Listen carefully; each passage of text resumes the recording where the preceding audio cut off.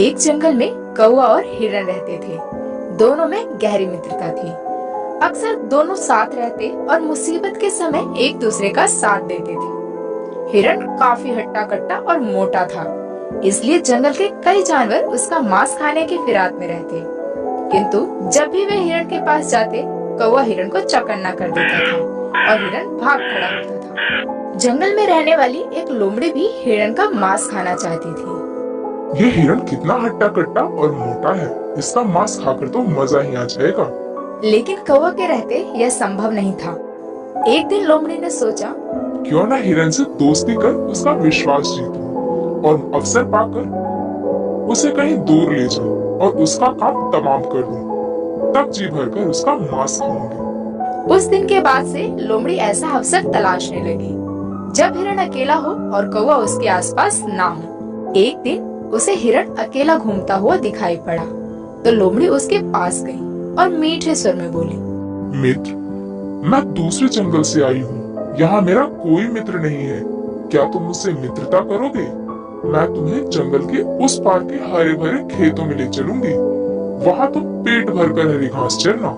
हिरन लोमड़ी की मीठी मीठी बातों में आ गया और उस दिन के बाद से लोमड़ी रोज हिरन से मिलती और उससे मीठी मीठी बातें करती। एक दिन कौवा ने हिरन को लोमड़ी से बातें करते हुए देख लिया। उसे लोमड़ी की मंशा समझ में आ चुकी थी। लोमड़ी के जाते ही वह हिरन के पास गया और बोला, मित्र, ये लोमड़ी दुष्ट है।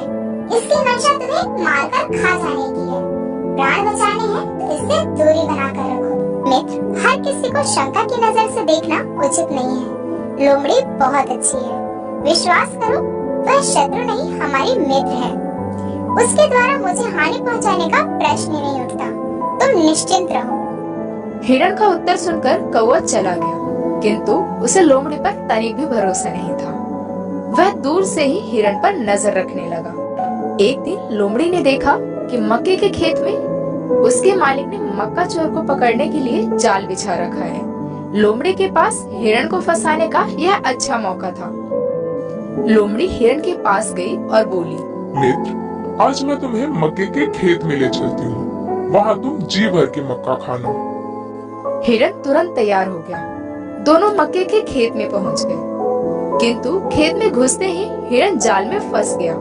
उसने निकलने का बहुत प्रयास किया, किंतु निकल नहीं पाया। हिरन ने लोमड़ी से सहायता मांगी। मित्र, जाल से निकालने में मेरी मदद करो। मैं तो इसमें फंस गया हूँ। लेकिन लोमड़ी तो इस फिराक में थी कि कब खेत का मालिक हिरन को मारकर फेंके और वह हिरन का मांस खाए। लोमड़ी ने हिरन को उत्तर दिया, इतने मजबूत जाल को काटना मेरे बस की बात नहीं। तुम यहीं ठहरो, मैं सहायता लेकर आती हूँ। यह कहकर लोमड़ी खेत के पास ही झाड़ियों के पीछे छुपकर खेत के मालिक के आने की प्रतीक्षा करने लगी। इधर जंगल में अपने मित्र हिरन को ना पाकर कौवा खोजबीन करता हुआ मक्के के खेत में पहुंच गया।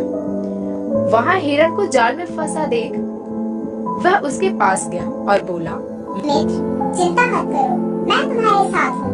मैं तुम्हें बचाऊंगा। अब तुम ठीक वैसा करो जैसा मैं कहता हूँ। सांस रोककर बिना हिले डुले जमीन पर ऐसे पड़ जाओ जैसे तुम मर चुके हो।